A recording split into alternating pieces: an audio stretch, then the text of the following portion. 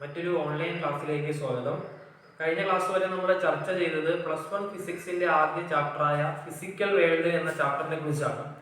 ഇന്നത്തെ ചാപ്റ്ററിലൂടെ നമ്മൾ ചർച്ച ചെയ്യുന്നത് രണ്ടാമത്തെ ചാപ്റ്ററായ യൂണിറ്റ്സ് ആൻഡ് മെഷർമെന്റ്സ് എന്ന ചാപ്റ്ററാണ്. പരീക്ഷയ്ക്ക് 3 or 4 മാർക്കിന് ചോദിക്കുന്ന ഏറ്റവും പ്രാധാന്യമുള്ള ഏറ്റവും എളുപ്പമുള്ള ഒരു ചാപ്റ്ററാണ് units and measurements.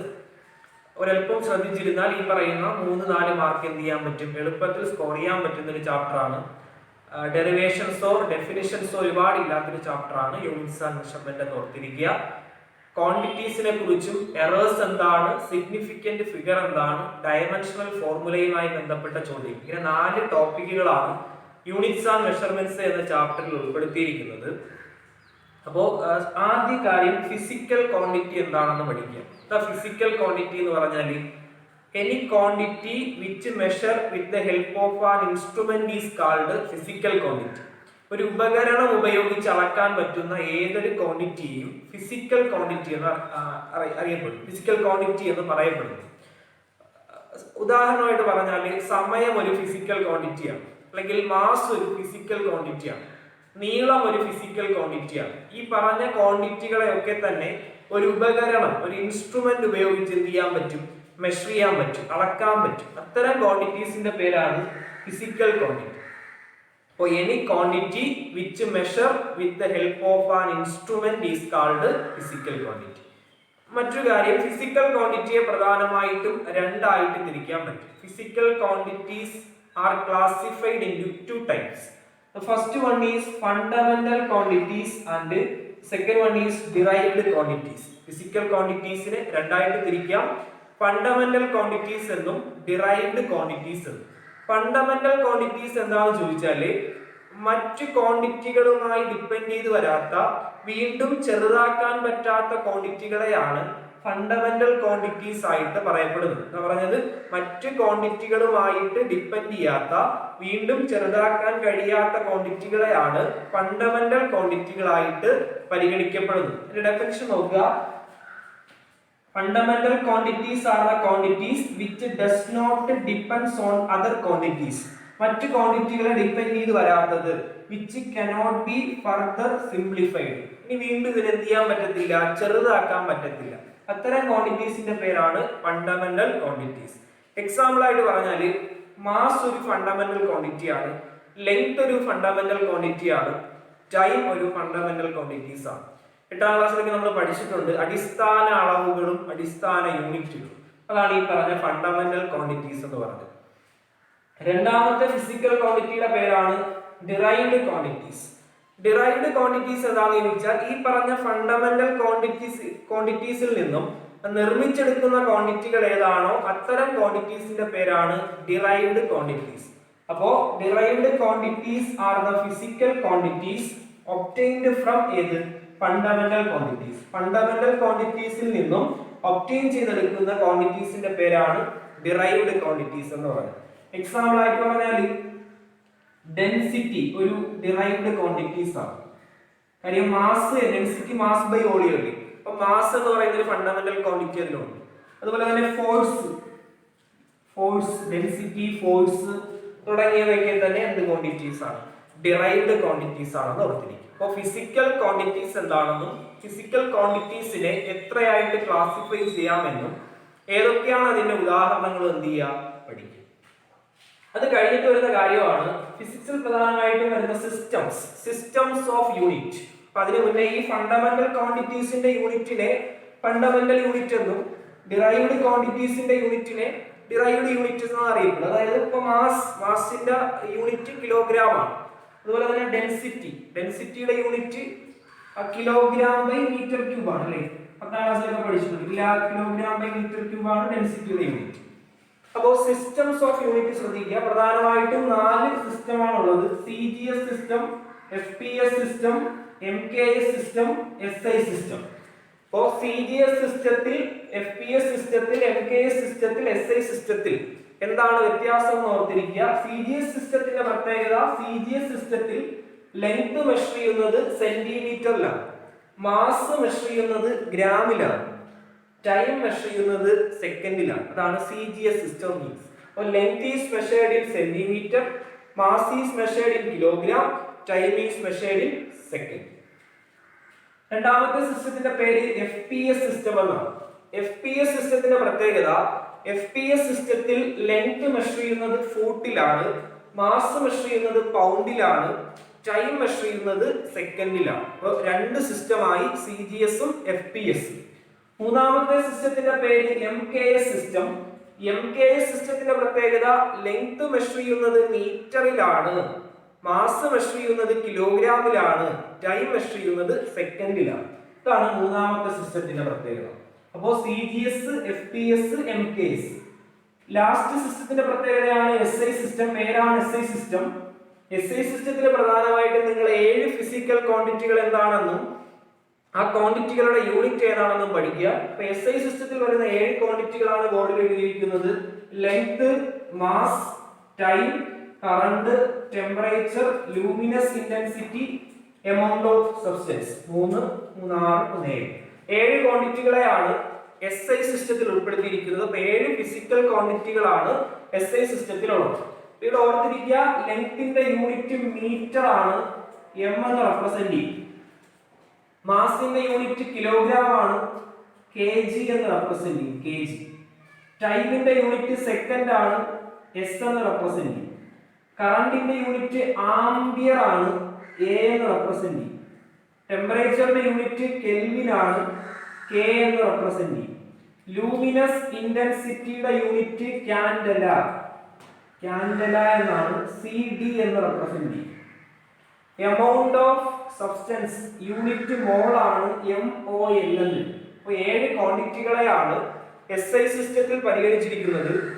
Length is measured in metre, mass is measured in kilogram, time is measured in second, current is measured in ampere, temperature is measured in kelvin, luminous intensity is measured in candela, amount of substance is measured in മോൾ.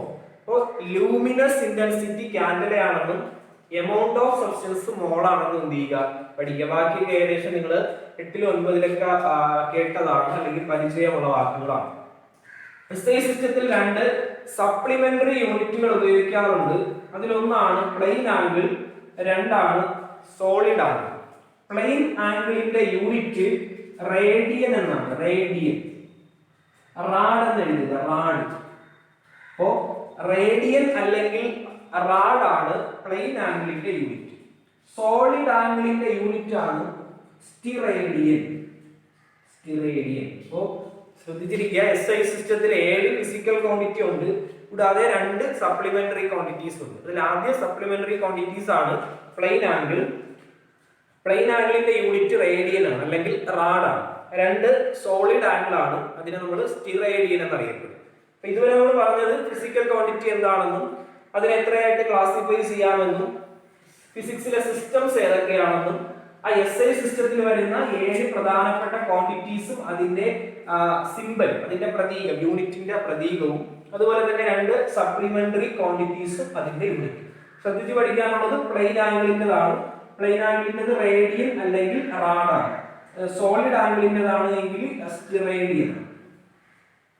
അടുത്തൊരു കാര്യം എന്ന് പറഞ്ഞാല്, ഈ length measure ചെയ്യുമ്പോൾ തന്നെ നീളം അളക്കാൻ ഒരുപാട് യൂണിറ്റുകൾ ഉപയോഗിക്കാറുണ്ട്. മീറ്റർ, സെന്റിമീറ്റർ, കിലോമീറ്റർ, അങ്ങനെ ഒരുപാട് യൂണിറ്റുകളുണ്ട്. അതിൽ ലെങ്ത് മെഷർ ചെയ്യുന്ന ഒരു യൂണിറ്റ് ആണ് ഫെർമി, FERMI, ഫെർമി എന്ന് പറഞ്ഞാൽ. അതായത് ഒരു ആറ്റത്തിന്റെ ന്യൂക്ലിയസിന്റെ വലിപ്പം സാധാരണ രേഖപ്പെടുത്തുന്നത് ഈ പറഞ്ഞ ഫെർമി എന്ന യൂണിറ്റിലാണ്. ഒരു ഫെർമി എത്ര മീറ്റർ ആണെന്ന് ഒരു മാർക്കിന് ചോദ്യം വരാം. 10⁻⁻15 മീറ്റർ ആണ് ഒരു ഫെർമി എന്ന് പറഞ്ഞാൽ. അതുപോലെ ആങ്സ്ട്രോം എന്നത് നീളത്തിന്റെ ഒരു യൂണിറ്റ് ആണ്. അപ്പോൾ ആങ്സ്ട്രോം വെച്ചുകൊണ്ട് സാധാരണ മെഷർ ചെയ്യുന്നത് ആറ്റത്തിന്റെ സൈസ് ആണ്. അറ്റോമിക സൈസ് മെഷർ ചെയ്യാൻ വേണ്ടി ഉപയോഗിക്കുന്ന ഒരു യൂണിറ്റ് ആണ് ആങ്സ്ട്രോം. റെപ്രസെന്റ് ചെയ്യുന്നത് ഇങ്ങനെയാണ്, ആങ്സ്ട്രോം. ഒരു ആങ്സ്ട്രോം 10⁻⁻10 മീറ്റർ ആണ് എന്ത് ചെയ്യുക, ഓർത്തിരിക്കുക. അപ്പോൾ ഒരു ഫെർമി 10⁻⁻15 മീറ്റർ ആണ്. 1 ആങ്സ്ട്രോം 10⁻⁻10 മീറ്റർ ആണ്. അതുപോലെ സോളാർ സിസ്റ്റവുമായി ബന്ധപ്പെട്ട് ലാർജ് ഡിസ്റ്റൻസ് മെഷർ ചെയ്യുന്നതിന് വേണ്ടി ഉപയോഗിക്കുന്ന മൂന്ന് ക്വാണ്ടിറ്റീസിന്റെ പേര് നമ്മൾ കൊച്ചിലെ പഠിച്ചിട്ടുള്ളതാണ്. അത് light year, astronomical unit, parallactic second. ഇതിനെയാണ് നമ്മൾ പർസെക് എന്നറിയപ്പെടുന്നത്. അപ്പോൾ light year, astronomical unit, parallactic second. Light year എന്ന് പറഞ്ഞാൽ it is the distance covered by the light in 1 year. ഒരു വർഷം കൊണ്ട് ലൈറ്റ് സഞ്ചരിക്കുന്ന ദൂരത്തെയാണ് ലൈറ്റ് ഇയർ ആയിട്ട് പരിഗണിക്കാറുള്ളത്. ഒരു ലൈറ്റ് ഇയർ എന്ന് പറഞ്ഞാൽ ഈ വാല്യൂ കാണാതെ പഠിക്കുക, 9.467 ഇൻറ്റു 10⁻15 മീറ്റർ ആണ് 1 ലൈറ്റ് ഇയർ. നക്ഷത്രങ്ങളിലേക്കുള്ള ദൂരം പറയുന്നത് ലൈറ്റ് ഇയർ എന്ന യൂണിറ്റ് ഉപയോഗിച്ചിട്ടാണ്. അപ്പോൾ ലൈറ്റ് ഇയർ ഇതാണെന്നും ഒരു ലൈറ്റ് ഇയർ ഇത്രയാണെന്നും എന്ത് ചെയ്യുക, പഠിക്കുക. 2, അസ്ട്രോണമിക്കൽ യൂണിറ്റ്. ഗ്രഹങ്ങൾ തമ്മിലുള്ള ഡിസ്റ്റൻസ് മെഷർ ചെയ്യുന്നതിന് വേണ്ടി ഉപയോഗിക്കുന്ന യൂണിറ്റ് ആണ് astronomical unit. 1 astronomical unit 1.496 into 10⁻11 metre ആണെന്ന് പഠിക്കും. 3, പാരലാക്റ്റിക് സെക്കൻഡ്. അതിനെ പർസെക് എന്ന് ചുരുക്കി പറയും. പർസെക് ഗാലക്സികൾ തമ്മിലുള്ള ദൂരം മെഷർ ചെയ്യുന്നതിന് വേണ്ടി ഉപയോഗിക്കുന്ന യൂണിറ്റ് ആണ്. 1 പർസെക് എന്ന് പറഞ്ഞാൽ 3.0857 into 10⁻16 മീറ്റർ ആണ്. അപ്പോൾ പർസെക്കിൽ ഒരു സെക്കൻഡ് ഉള്ളതുകൊണ്ട് ടൈമിന്റെ യൂണിറ്റ് ആണെന്ന് എഴുതരുത്. പരീക്ഷ ചോദിക്കും താഴെ തന്നിരിക്കുന്നവയിൽ പർസെക് ഏത് ക്വാണ്ടിറ്റിയുമായി ബന്ധപ്പെട്ടതാണ്? അപ്പോൾ ഉത്തരം ടൈമുമായി ബന്ധപ്പെട്ടതല്ല, ലെങ്തുമായി ബന്ധപ്പെട്ടതാണ്. നീളത്തിന്റെ യൂണിറ്റ് ആണ് പാരലാക്റ്റിക് സെക്കൻഡ് അല്ലെങ്കിൽ പർസെക്. 1 പർസെക് എന്ന് പറഞ്ഞാൽ 3.08 into 10⁻16 മീറ്റർ ആണ്. നോക്കുമ്പോൾ തന്നെ അറിയാം ഈ 3 അളവുകളിൽ ഏറ്റവും വലുത് ഈ പറഞ്ഞ പർസെക് ആണ്. അപ്പോൾ ലൈറ്റ് ഇയറിനെക്കാളും അല്ലെങ്കിൽ അസ്ട്രോണമിക്കൽ യൂണിറ്റിനെക്കാളും ഏറ്റവും വലിയ അളവ് എന്ന് പറഞ്ഞാൽ 1 പർസെക് ആണെന്ന് ഓർത്തിരിക്കുക. അതുപോലെ ഇതിന്റെ വലിപ്പത്തിന്റെ ഓർഡർ പഠിക്കുക. 1 പർസെക് ആണ് ഏറ്റവും വലുത്, പിന്നീട് ലൈറ്റ് ഇയർ, പിന്നീട് ഏത് അസ്ട്രോണമിക്കൽ യൂണിറ്റ്. അതുപോലെ 1 പർസെക് എന്ന് പറഞ്ഞാൽ എത്ര ലൈറ്റ് ഇയർ ആണെന്ന് ചോദിക്കും. ഒരു പർസെക് എത്ര പ്രകാശ വർഷമാണ്? അത് 3.26 ലൈറ്റ് ഇയർ ആണ്. അപ്പൊ ഇത്രയുമാണ് നീളവുമായി ബന്ധപ്പെട്ട് വരുന്ന മറ്റ് യൂണിറ്റുകൾ. അടിസ്ഥാന യൂണിറ്റ് അല്ലെങ്കിൽ SI യൂണിറ്റ് എന്ന് പറഞ്ഞ മീറ്റർ ആണ്. അല്ലാതെ ഉപയോഗിക്കുന്ന യൂണിറ്റുകളാണ് ഫെർമിയും ആങ്സ്ട്രോവും. ഇനി സോളാർ സിസ്റ്റവുമായി ബന്ധപ്പെട്ട് വരുന്നതാണ് ലൈറ്റ് ഇയറും അസ്ട്രോണമിക്കൽ യൂണിറ്റും പാരലാക്റ്റിക് സെക്കൻഡ്. അതിൽ പാരലാക്റ്റിക് സെക്കൻഡിനെ നമ്മൾ പർസെക് എന്നറിയപ്പെടും. ഏറ്റവും വലുത് ഈ പറഞ്ഞ പർസെക് ആണ്. ഒരു പർസെക് 3.26 ലൈറ്റ് ഇയറിന് തുല്യമാണ്.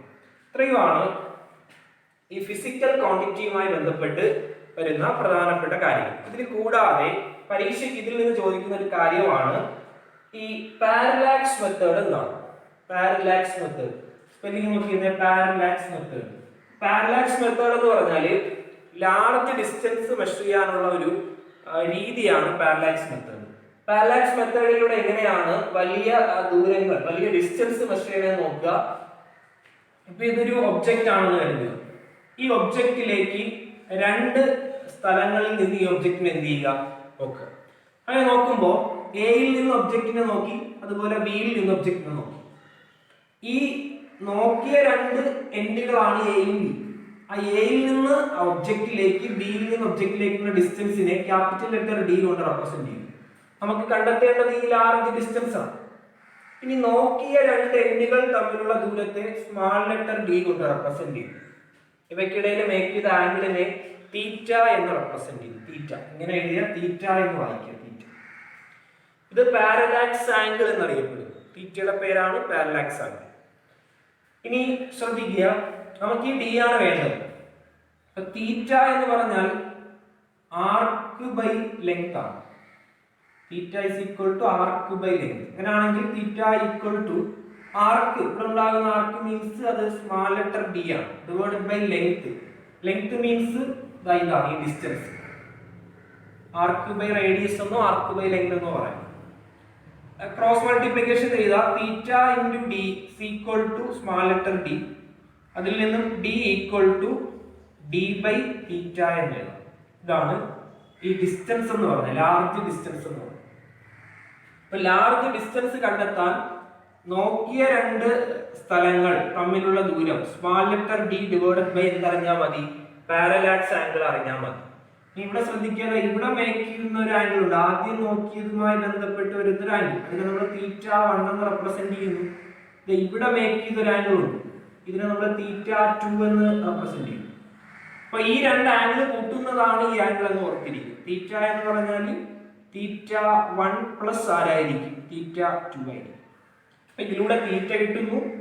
ഈ ഡിസ്റ്റൻസ് d അറിയാമെങ്കിൽ ഈ പറഞ്ഞ ലാർജ് ഡിസ്റ്റൻസ് ആയിട്ടുള്ള എന്ത് കണ്ടെത്താം, ക്യാപിറ്റൽ ലെറ്റർ D കണ്ടെത്താം. അപ്പൊ ഇങ്ങനെ കണ്ടെത്തുന്ന അല്ലെങ്കിൽ ലാർജ് ഡിസ്റ്റൻസ് കാൽക്കുലേറ്റ് ചെയ്യുന്ന ഈ രീതിയുടെ പേരാണ് ഏതെന്ന് പറഞ്ഞാൽ പാരലാക്സ് മെത്തേഡ് ഒക്കെ.